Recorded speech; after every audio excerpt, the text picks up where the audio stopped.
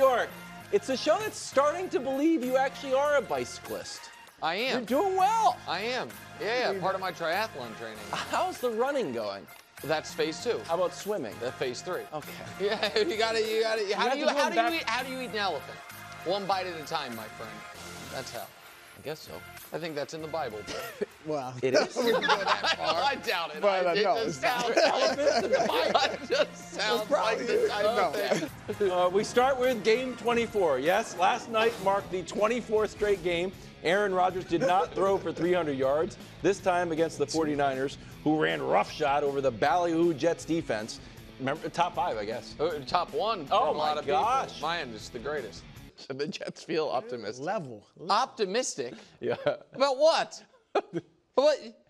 They had one drive all game where they looked like a professional outfit.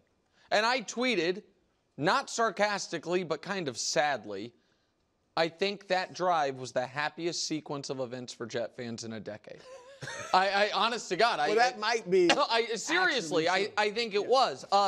Optimistic because here is the through line of folks who really want to believe in the Jets, what you're hearing this morning. Man, Aaron did show he can still throw such a pretty ball. America. On the miss? No, just in general, that he still has zip on his ball. Yeah, listen. I remember being a kid watching the NFL Today. And one day, and they would occasionally like go outside and throw the ball around. Dan Marino was in his 50s.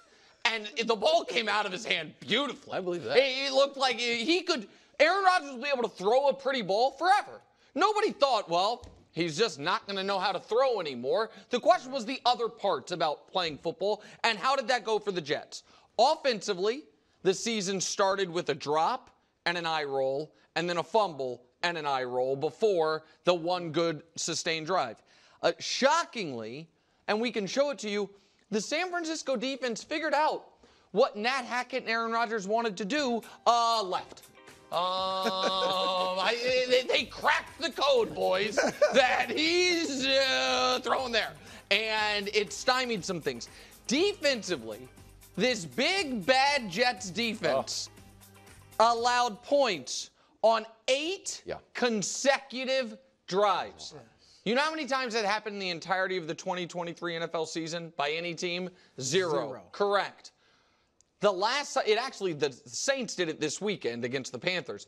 Prior to that counts. The last time it happened was Bake Show with the Rams against Nat Hackett's Broncos, but he's not running the defense, but just what it is. Bake's highlight. So, I mean, you have no pass rush. Yeah. Seemed like you missed Hassan Reddick, big winner of the night. And Jordan Mason torched you. Yes. That's and so, no, they shouldn't feel optimistic. And every time we talk about the Jets, after each game, I'm going to ask Brew this question. Is it yet fair for me to question Bobby Saleh's coaching credentials, or is it still too early? It's early. It's still too early. Okay. All right. We'll find out when. Jets fans. Oh, come my here. goodness. Come here. Don't listen to these two about your team. Anything. Yeah, that's frustrating. They hate your team. We don't hate. They will never say a positive word about your team. I like Chad Pennington. I, on the other hand, don't really care about your team one way or the other. Which means I'm unbiased. Okay. And I will tell you the truth. And here it is. You shouldn't be pessimistic. How about that? You shouldn't be all over the place with optimism, but you shouldn't be pessimistic after one game. All right? You should be optimistic that you have a chance to make the playoffs for the first time in 14 years. What about win the division like they were favored to do? They still have a chance. Yeah, I still think it's week 1. No, last year the Buffalo Bills got beat by the Jets without Aaron Rodgers in week 1. And how'd that work? Oh, they won the division. It's week 1. You played the best team in the NFC last year, right? The defending champs. In their building, they have a ton of stuff to prove. And you lost. Now, Nick, we didn't expect them to win that game. No, but we didn't expect them to be down 32-13. We didn't expect them to allow points on 8 straight drives. Aaron Rodgers was playing his first game in a year and a half, and he did not look special.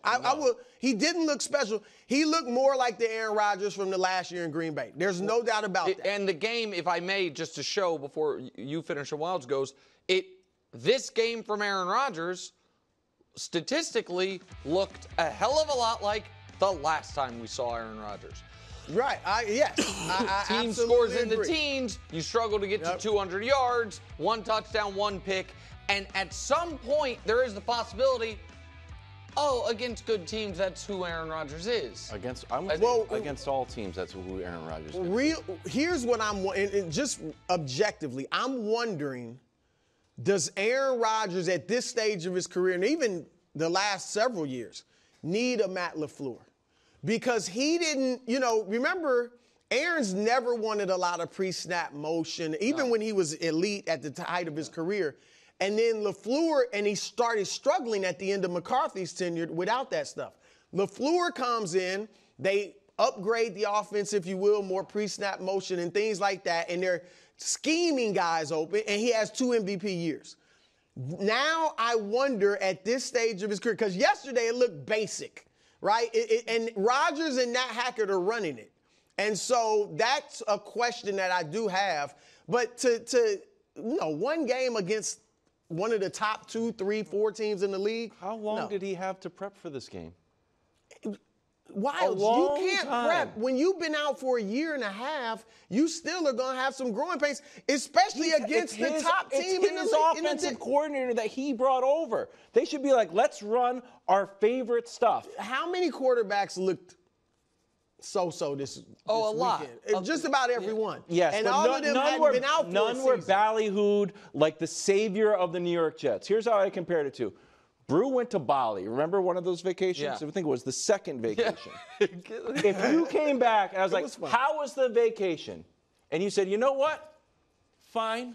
It didn't ruin the vacation. It was a decent week. No, you said it was bucket list. And that's what I wanted. That's what I needed to see from Aaron Rodgers. You were going to... Against the Niners? Yes. When people are saying the Jets, that people are saying the Jets are going to the Super Bowl. Well, those people Why? are because way they out of believe in line. Aaron Rodgers, who had 167 yards, slightly less than Deshaun Watson. Between Deshaun Watson and Joe Burrow, he had 13 completions to 3 guys. His passer rating was 23rd. He's just an average quarterback, and I have to turn on these shows and hear that he's this. This is what really gets to me. If we want to peel back the emotional layers. That he's following the same track as Tom Brady, and he is not. Brady, his debut, lost to a Saints team. He had 239 yards. He had 2 passing touchdowns. He ran a touchdown. He had 2 interceptions. It was like, that's the rusty part. But Brady looked like the old Brady. And Aaron Rodgers does not look like the MVP. I agree. He did not look like that. And I just think there are I want to be very clear here. I do not think Aaron Rodgers was the problem last night.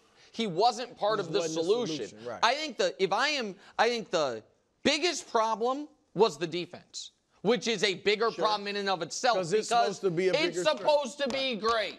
Well, Aaron Rodgers is supposed to be great. But the defense is supposed to be great instantly. Early in the year, the defense is supposed to be ahead of the offense. Sure. One of the reasons, to Brew's point, so many offenses, quarterbacks struggled, defenses are ahead. So there is, that should have worked in their favor. Instead, they got run on. They generated no pass rush. They had no answers for a Niner team, and I know we'll get to it, that was without one of, if not their biggest weapon. So you have that piece of it. The second one is that target chart is abysmal. Every single pass, it was going to either Breece Hall or Garrett Wilson, with the occasional one to Allen Lazard, and then I guess he had one to Conklin. I don't even know who that was. They didn't even play Williams till later. No, Mike Williams started and then left and then came back in at the end.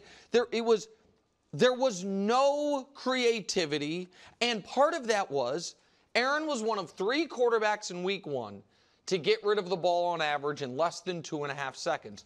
It's almost like he's an older quarterback who's not mobile anymore and was afraid to get hit. Now, maybe that gets better, but the fastest to get rid of the ball this weekend was Jaden Daniels, who was very clear. My first read open, no, I'm running. Baker, who just seemed to be cooking immediately, and Aaron was number 3 on that list, 2.47. He's third always fastest. been quick release. He's always been quick release, but with high production. Oh, yeah. Now, and so this is where I get a little frustrated, Brew, not with you, but we can't, this is kind of a first cousin of what I thought was excuse making for the Dolphins. When it was like, well, it's hard to beat the Ravens and the Chiefs. Like, yeah, but you have to if you're in the Bills. Right, if you're going to. right. The Jets are supposed to be contenders. The Jets are the favorites to win a division that has Tua and Josh Allen in it. Now, does that mean you need to go to San Francisco and win? Of course not. San Francisco might go undefeated at home this year. But should you go to San Francisco and look competent? Should you go to San Francisco and have more than one drive with your starters that's good other than the Aaron Rodgers free play touchdown, which he's still excellent at? That part is demoralizing. But it shouldn't be, because Buffalo did not look great this weekend. They struggled with an Arizona team. Most people don't have making the playoffs. I know people think they're frisky. And real talk, people think they're frisky, but they came into your building and almost beat you. All right, Miami got a win, which was a good win, but they didn't look great. So my thing is just, I agree, Jets fans. First of all, anybody thinking they were going to win the Super Bowl, you were already a little too high. But I just think they shouldn't be pessimistic and down, oh my gosh, we're going to be terrible. You were playing the San Francisco 49ers. I guess my point is, I can't think of another contender or contender-adjacent team that was very bad on both sides of the ball. The Bills' defense wasn't good this week. Their offense was. The Eagles, if you think they're a contender, their defense wasn't good. Their offense was. I'm trying to go, up and down the list. Bay's offense Atlanta's offense was awful. Their defense was actually pretty good. Held them to just field goals. Maybe that's the closest to it. Go up and down the list. What other team that we have real expectations for is supposed to? I thought Miami's offense wasn't great. The defense was. I'm down on them, but the Bengals, that's why. The Bengals' defense was fine. The Bengals, they allowed 16 points. It was against New England. Okay, so the Bengals are the 16 one. points So against the Bengals are the one, and we asked, is it panic time? Yeah, that's right. We asked, is it panic time? And so, no. My answer to this is no, the Jets should not feel optimistic, and I don't think you think No, I'm just saying I don't think the sky is falling. Yeah, that's all I'm saying. I would be. I'd be like, bad news, guys. That's why they Jets didn't even fans, have I Christian told you. McCaffrey. Don't listen to me. Okay, Purdy, meanwhile. Close your ears. Move on to Brock Purdy, 231 yards. I'll read a verbatim text from Brew. Quote, he's outplaying a Hall of Famer by leaps and bounds. Brew said It's that whole true. chain is off the record. Oh, is this off? No, that's fine.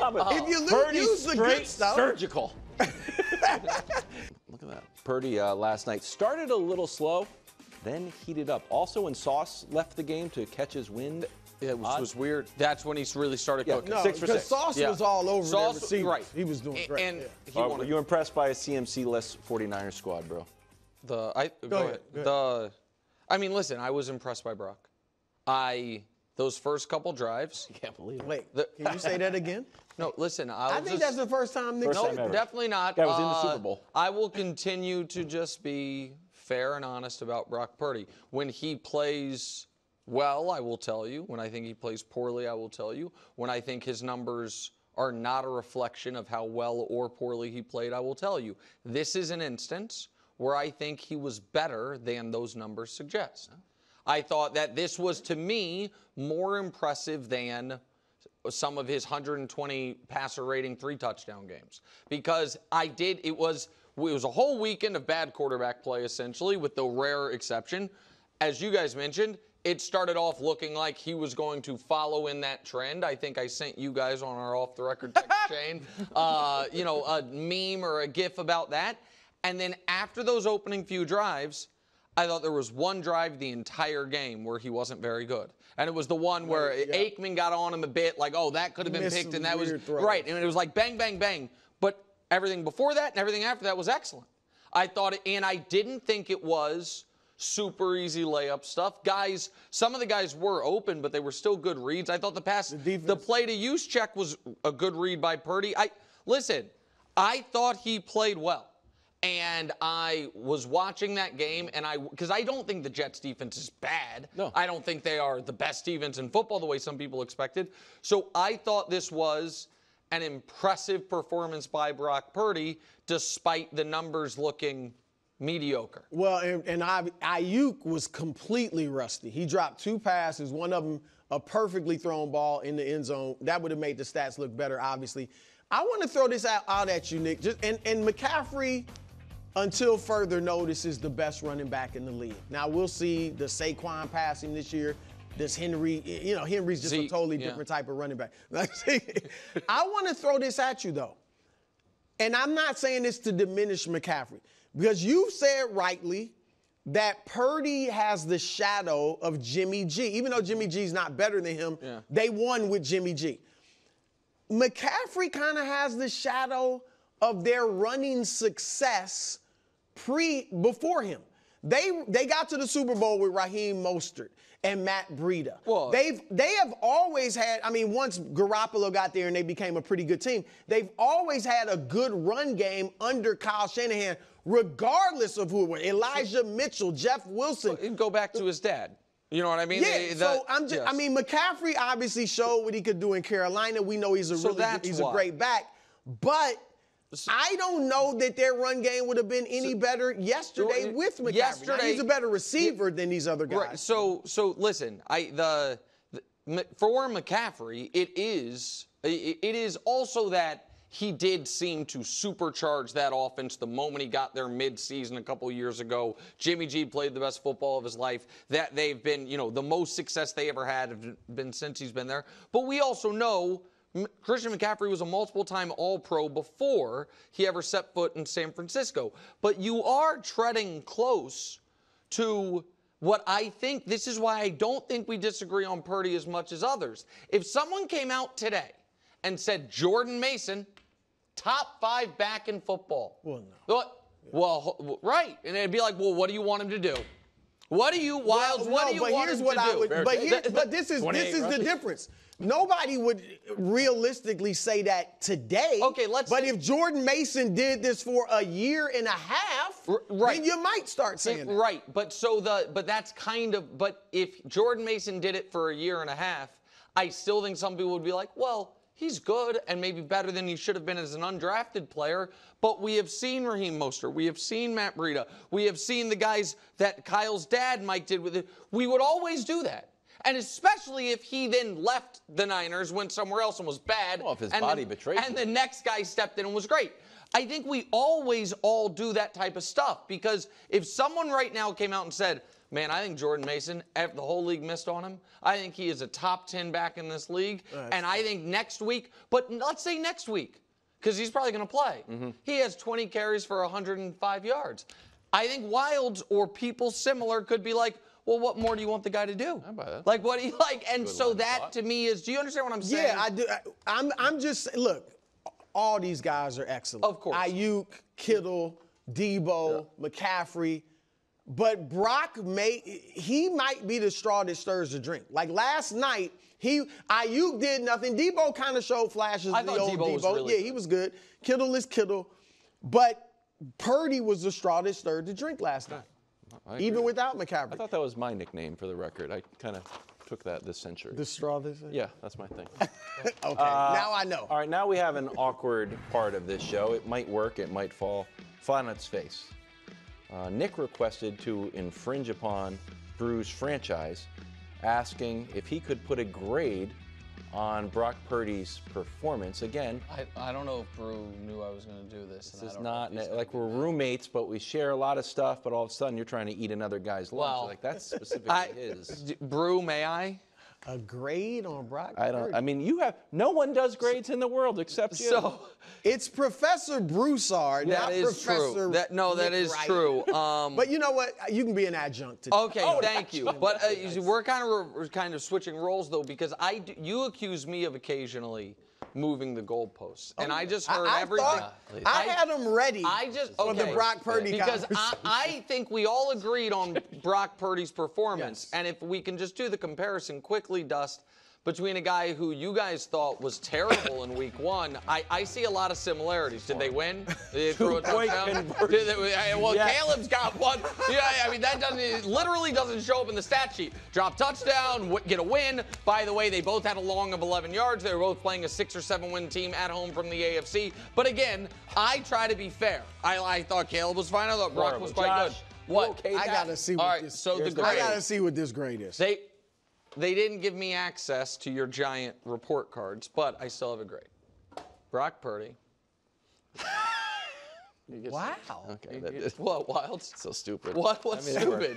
It worked. He's an adjunct. He gets an A. He can't have the full placards. The joke is a tiny. You know how long I had to work to get those full placards? I'm fair to the guy. He gets an A. It might not be a giant, massive A, but he gets an A. He gets an A. I'll give Nick some credit for that. Was the tiny grade? He did a good Brock Purdy. That was good Brock Purdy. It was supposed to be a little bit of a dig. Thanks for watching. Subscribe here to get more from the show and to check out clips from other shows on FS1.